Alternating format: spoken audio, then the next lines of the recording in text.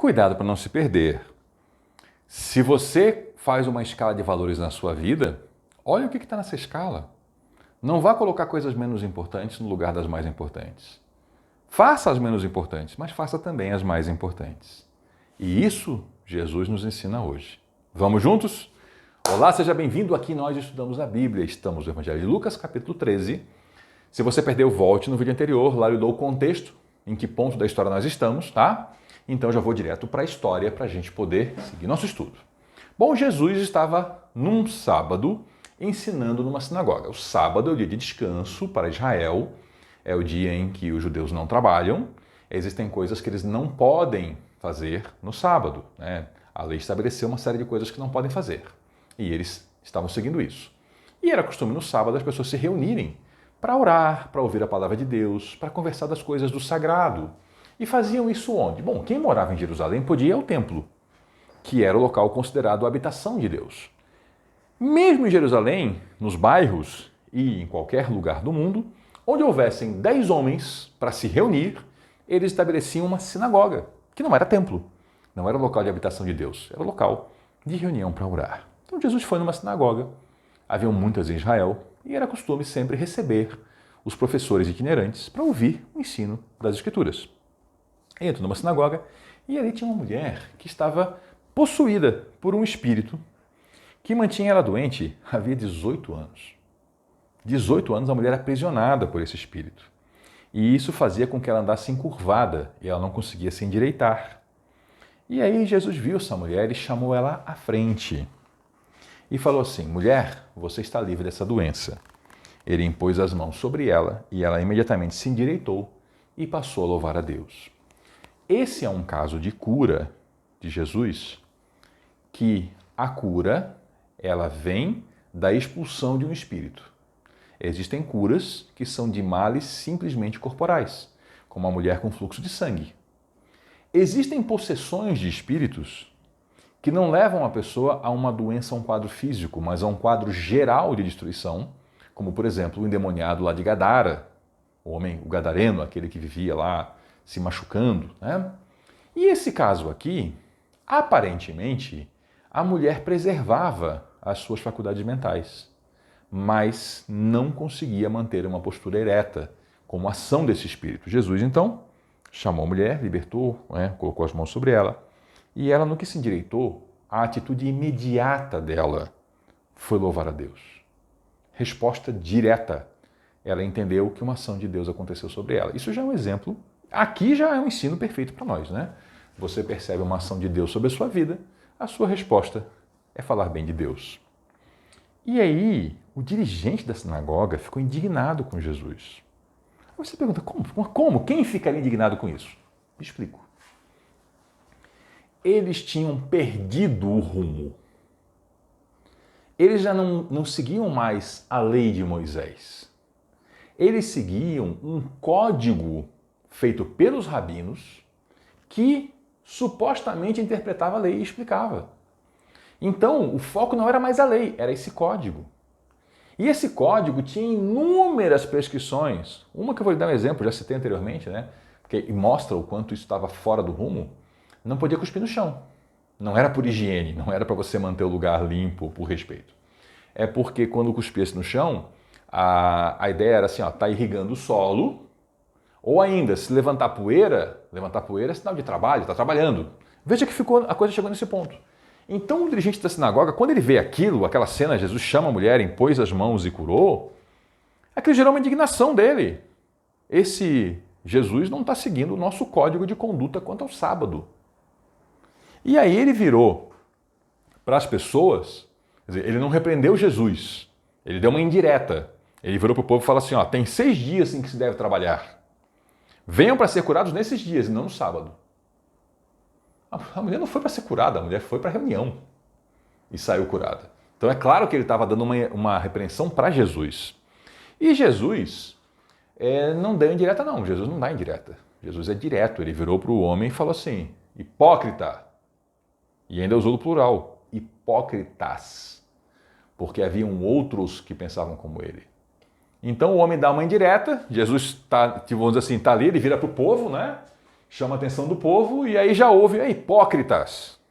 Vamos lembrar que hipócrita era uma figura do teatro grego que passou a designar essa má conduta, né? No teatro grego, a pessoa botava uma máscara sobre o rosto para representar um personagem, então a pessoa via a máscara, não via quem estava atrás da máscara. E o ator era chamado hipócrita. E aí o pessoal passou a chamar de hipócrita quem usava máscara no dia a dia. Então, uma coisa que veio do teatro acabou incorporando no popular. Hipócritas, cada um de vocês não desamarra no sábado o seu boi ou o seu jumento do estábulo e leva para dar água? Né? Todo mundo faz isso. Todo mundo, num dia de folga, eles levavam, tinha um bichinho lá, não ia deixar o bicho sofrendo ou ainda arriscar entrar em desidratação e perder o boi, perder o jumento. Eles trabalhavam no sábado, isso não era contra a lei, isso não era proibido. Ele falou assim, então, essa mulher aí, ó, filha de Abraão, porque eles tinham muito orgulho de dizer, né, que eram filhos de Abraão. Então ele apontou uma filha de Abraão que Satanás mantinha presa por 18 longos anos. Não deveria, no dia de sábado, ser liberta daquilo que aprendia? O teu boi não pode passar sede. Ele não pode passar um sábado com sede. E está certo. Jesus não repreendeu eles por dar água para o boi e para o jumento. Está certo. Agora, essa mulher que há 18 anos está presa pelo diabo, tinha que ficar ainda presa mais um dia, porque é o sábado? Não é esse dia. E, novamente, né, para aquelas pessoas que dizem que demônio não existe, que possessão demoníaca não existe, está aqui, um espírito. E qual é a natureza desse espírito? Satanás. Era um espírito maligno, um demônio. Então, se você é cristão, você crê que Jesus Cristo é o Filho de Deus, crê nas palavras dele. Ele falou que era demônio. Então não vá você dizer que Jesus está errado e que não era demônio, né? Tendo dito isso, seus opositores ficaram envergonhados. Bateu fundo essa palavra. Porque olha assim, é uma irmã, né? Filha de Abraão, que nem eu. E eu estou preocupado com o meu jumento, com o meu boi, mas ela podia ficar assim. É de ter vergonha mesmo, né? Mas o povo se alegrava com todas as maravilhas que ele estava fazendo. E aí o Senhor Jesus perguntou o seguinte, ele resolveu então a hora do ensino, né? Com o que se parece o reino de Deus? Precisava ensinar e ele usou o quê? Parábolas. Coisas do cotidiano para ensinar coisas espirituais. Com o que eu vou comparar o reino de Deus? É como um grão de mostarda. O grão de mostarda era a menor semente de planta conhecida por aquele povo. Sempre tem aquele espertinho que não conhece o contexto e que vem dizer assim, Jesus estava errado, porque a semente de orquídea é menor. Tá, e essas pessoas que estavam ouvindo Jesus conheciam orquídea? Não. Então adiantava Jesus falar assim, olha, o reino de Deus é como a semente de uma planta que vocês não conhecem, mas que dentro de 1000 anos talvez seja descoberta num outro continente. Não, né, gente? Ele usa o que as pessoas conhecem ali. Então ele falou assim, olha, o reino de Deus ele é que nem uma sementinha de mostarda que um homem semeou na sua horta. A mostarda, esse condimento que você talvez conheça, né, para colocar na comida, ela vem dessa planta, né, a planta chamada mostarda. O condimento é preparado a partir da mostarda planta.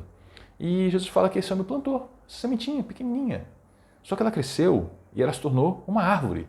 E as aves do céu fizeram ninhos em seus ramos. É um arbusto que cresce, se ele for colocado num bom solo e for cuidado e for cultivado, vira um arbusto do ponto de dar ninho nesse arbusto.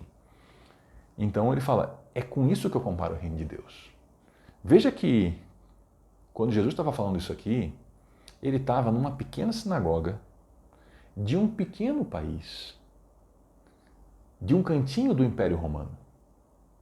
E aqui estamos nós 2000 anos depois, falando sobre a religião que alcança todos os cantos desse imenso planeta, que cresceu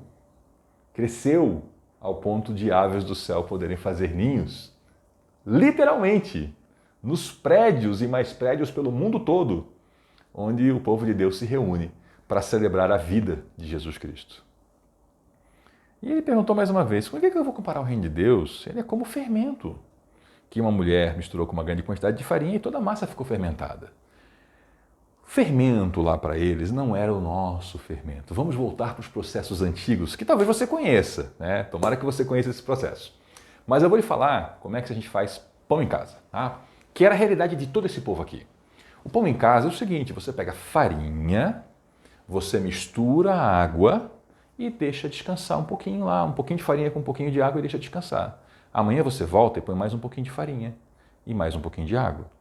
E você faz isso por vários dias, às vezes 5, 6, 7 dias.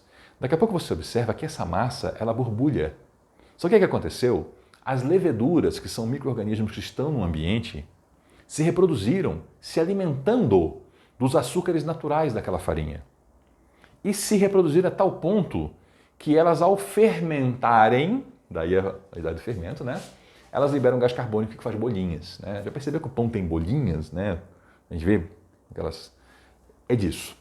E aí, assim se fez o fermento, né? E aí se pega isso, então, se mistura bastante farinha para fazer o pão e assa. Só que se você fizer isso, você tem que começar o processo mais uma vez, né? E que tal se você, ao obter o seu fermento, separa uma porção, com o resto você faz o seu pão e amanhã você pega aquela porção e bota em mais farinha e deixa 24 horas fermentando. Essa é a ideia do fermento. Todo dia você vai fazer pão, você tira um pouco da massa e guarda, que você chama de fermento. E quando chegar no dia de amanhã, você pega essa porção e coloca na massa nova, na farinha nova, e toda aquela massa fica fermentada e vira fermento, inclusive. E você tira mais um pouco para depois. Se faz isso com pão, se faz isso com iogurte, hoje se conhece muito kefir, tem uma produção de vinagre que se faz assim, enfim, se faz com um monte de comida fermentada. Então as pessoas entendiam isso. E elas ouviram e pensaram, então o reino de Deus é uma coisa pequena que a gente coloca dentro de algo maior, só que esse pequeno é que passa a sua natureza para o maior. Não é o maior que passa a sua natureza para o menor. Então quando os missionários cristãos saem pelo mundo, sozinhos, 2 a 2, uma família, um grupinho, e chegam num novo lugar, o novo lugar é que acaba absorvendo o cristianismo para si e seguindo a Jesus. Não é os missionários que passam a seguir a religião do outro povo, entendeu? E assim todo mundo vai conhecendo o Evangelho, vai se espalhando, né? E aqui Jesus, então, segue na sua viagem e nesse ponto aqui que eu quero chamar a sua atenção, que eu comentei no vídeo anterior, que a gente entende que a viagem de Cafarnaum, da Galiléia, no norte de Israel, para Jerusalém, não foi linear. Ela teve, inclusive, idas e voltas. A viagem Jesus deixou de residir numa casa, na casa de Pedro em Cafarnaum, e se tornou itinerante, e o seu itinerário terminou em Jerusalém. Mas ele passou lá pertinho de Jerusalém, passou em Betânia, nós vimos isso anteriormente, e volta a viajar. Sabemos aqui, depois Jesus foi pelas cidades e povoados e ensinava prosseguindo em direção a Jerusalém. Só que em capítulos anteriores ele já passou ali em Betânia, pertinho. Então, passou e seguiu. Ele precisava andar por Israel e pregar o Evangelho. Nesse ponto aqui, eu lhe convido a voltar na próxima e acompanhar essa história, porque aqui nós estudamos a Bíblia. Até lá!